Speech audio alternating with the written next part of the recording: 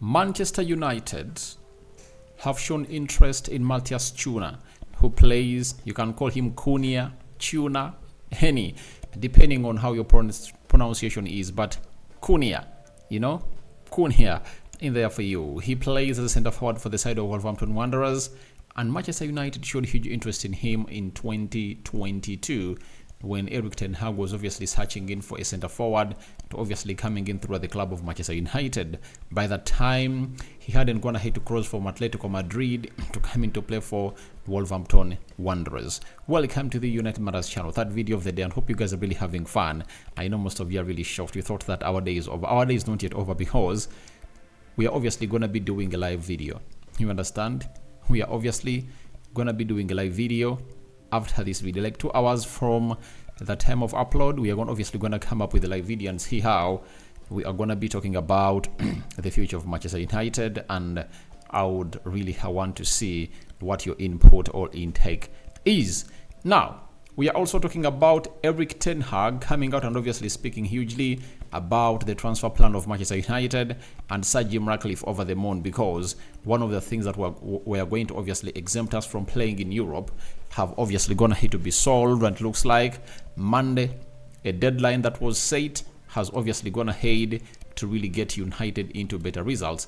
We thank God for the gift of life, and for the Muslims, Barakallahu Fikum, and it's the 2nd of June 2024, and you guys are really up and running, and we hope to see to it that you guys go up to where you deserve to be. How many likes? 200 likes matching this video, and we hope to see to it that a lot really goes our way as we keep really talking with you, because you the viewers are really very important, and we call upon for you to subscribe because we want to hit 17,400 subscribers, and through doing that we'll see ourselves reaching 18,000, and I know that a lot is really up for us to grab in there for you. Now, where should we start it from? I think we should start it off from this guy, Matheus Cunha, right? Matheus Cunha. And the story has gone ahead to come in through from Steve Bates, right? Steve Bates. He has told us that Manchester United have both Matheus Cunha and West Ham's Mohamed Kudus in their sights. Scouts consistently tracked Cunha last season. He's believed to be high on their list of targets. They added that Wolverhampton Wanderers will resist any attempt to lose Matheus Cunha, who is thought to be around £60,000 a week. However, Man United are prepared to double Cunha's wages in their efforts to persuade him to join Sir Jim Ratcliffe's revolution. Now, who is Matheus Cunha? Matheus Cunha is a Brazilian, 25 years of age. He made 25 on the 27th of the previous month of May, and he is really a Brazilian who has gone ahead to play. Last season, he played 32 games for Wolverhampton Wanderers, 12 goals and 7 assists. Almost he had a 20-goal involvement. When you look at him, you obviously understand that he's really great. In 2023, 2024, he played 3 games for the Brazilian national team.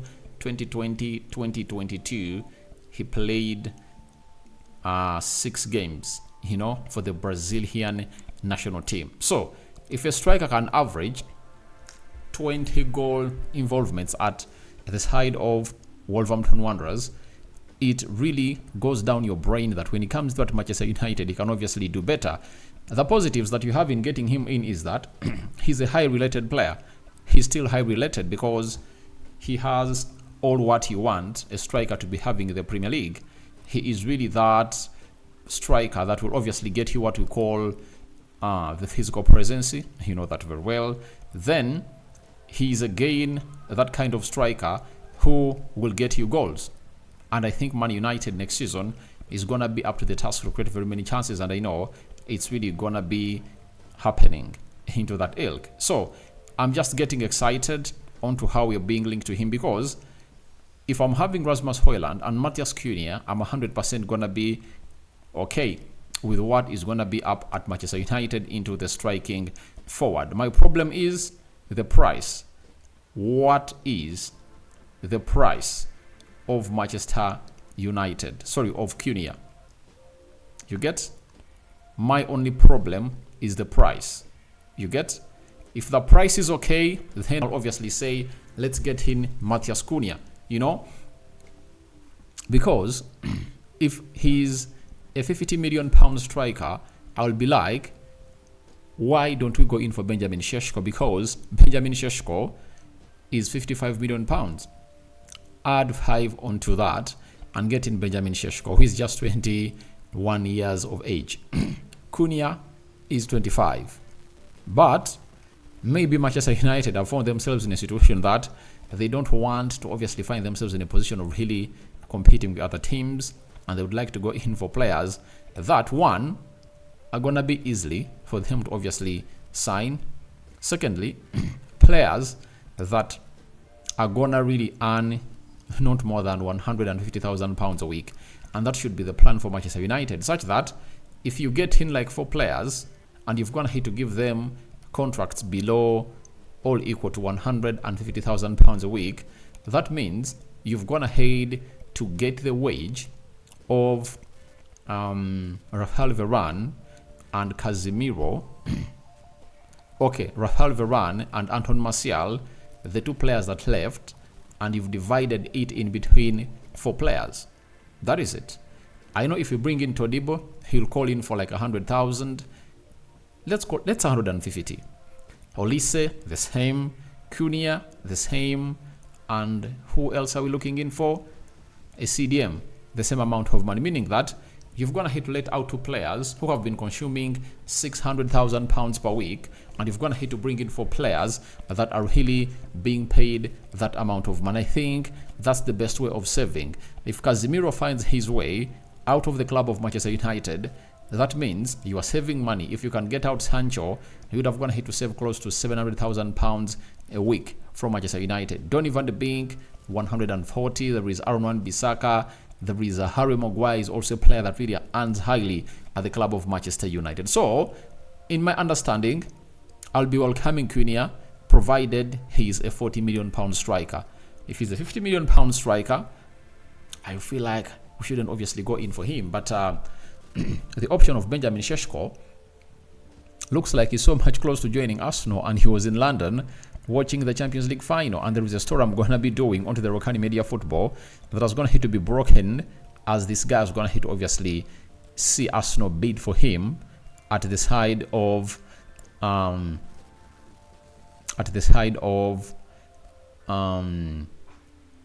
Leipzig.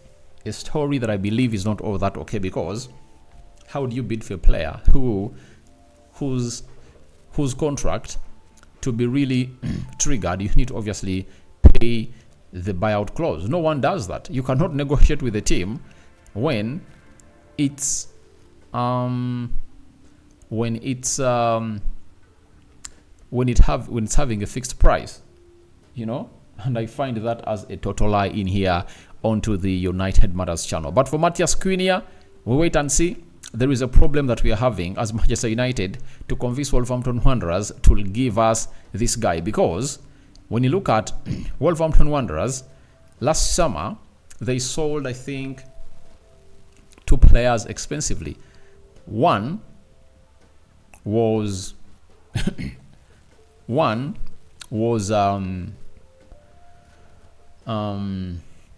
Matheus Nunes. I think went up to £60 million. They sold Ruben Neves for £50 million. You get? So they had £100 million in, and the big question is, can they really be willing to sell this player again? But Manchester United are like, the club might not be willing, but we have ways of making the player to want to sign for the club of Manchester United. Double his salary to £120,000 a week, and we know that is the DNA of South American players to obviously run mad about it. But if Cunha comes in through, I don't think that he can bench Rasmus Højlund. You know, they'll share that role, but I know Rasmus Højlund will start in very many Premier League games. In the UEFA Europa League, I think it will be Matheus Cunha, you get.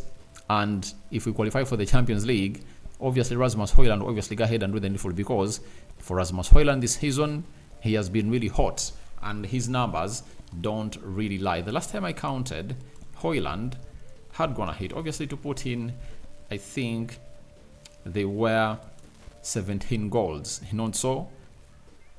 He went ahead to put out 17 goals this season, if at all I'm not mistaken. In the Premier League, 10 goals, UEFA Champions League 5, and 1 goal in the FA Cup. Those are how many goals? Those were 16 goals in the season from Rasmus Højlund. I just loved what he went ahead to put out as a player into that ilk for the club of Manchester United. So I'm just excited to see how things are going to pan out, and I like the movement now. And if at all, we've been discussing to get in this player way back with Erik ten Hag in here. It shows you that Man United is still on the same script with Erik ten Hag, and tomorrow, all today, we are waiting for that decision of Erik ten Hag on whether they are going to really keep him here or sack him. But with the mere fact that they are going in for players that they had gone ahead to agree on with Erik ten Hag, that means that he's the guy for the job, right? After that, let's go to Telegraph Docker. He said, I think last week on the 29th of May, that, let me throw it on the screen and you guys see it. You might see that I'm creating my own stories because I'm so much used to obviously showing you these stories, and the moment I read something, when I'm not going to hit obviously flash it on the screen, you might say Rokani is really trying to really forge his own stories and build them up. On the 29th of May, Telegraph Daka told us that Sergio Ratcliffe and Ineos have until Monday to satisfy UEFA that Man United and Nice should be allowed to compete in the UEFA Europa League next season, right? Then he also added that an independent panel is due. You hear that right? That an independent panel is due to rule on the matter before the UEFA Europa League qualifying rounds begin in the middle of July. If a solution is not found, Man United would be forced to drop into the Conference League since they finished in a lower position in the EFL than Nice. Now, this was really very worrying for all of us. You understand? And the worry that it gave us was like, how can these people find a solution for this? And finally, we've gone ahead to get a positive update coming in through from UEFA, and this is Martin Ziegler. He's a chief sports reporter for the Times.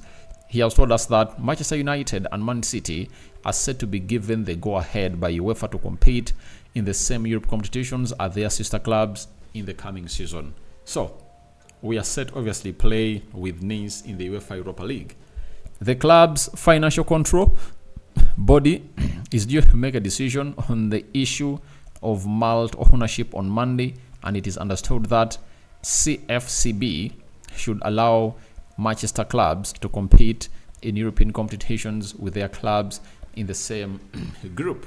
So, I was really so much bothered that why should people allow an owner or a rich man to own more than one club in different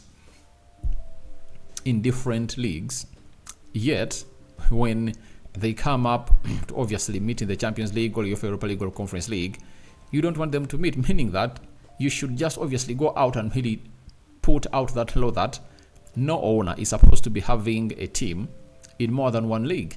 That is it, simple. But the moment you give it green light, that means you have to let these teams play, because people have their money and they want to invest it. And if at all someone wants to be a football club mogul, how do you obviously stop him from obviously being that?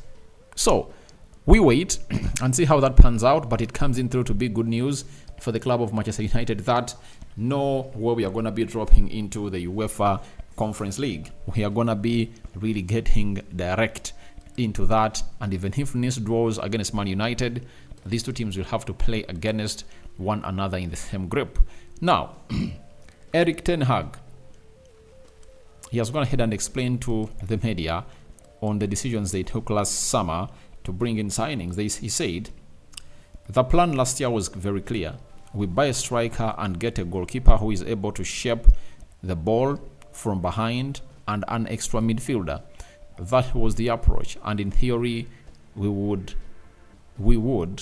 then be stronger and be extra to take the next step. Obviously, if we never had injuries, I know it was going to hit to become a song, and most of you are really fed up to hear it. But if we never had these injuries, there would be no reason as to why Manchester United would be where we are. I tell you, we would be flying the Champions League and would have gone ahead to be having a chance to play into the Club World Cup, But this time round, we are really doing bad. Even in the Champions League, we're going to obviously thrive and get out of that group, because I thought the favorites at the beginning of that group were Manchester United and Bayern Munich. But it ended up to be Copenhagen and Bayern Munich. So guys, thank you very much for watching through. Rokan David is my name. Hope you guys are really having fun wherever you are, and your thoughts on to United info Matheus Cunha are welcome in the comment section below. What do you make about Ineos obviously finding means that United and the side of Nice are going to be playing the UEFA Europa League Thursday night football? And lastly, Erik ten Hag explaining the plan to obviously getting in those players for the club of Manchester United in the recently concluded summer. May the living to God bless you abundantly. I sign out for now.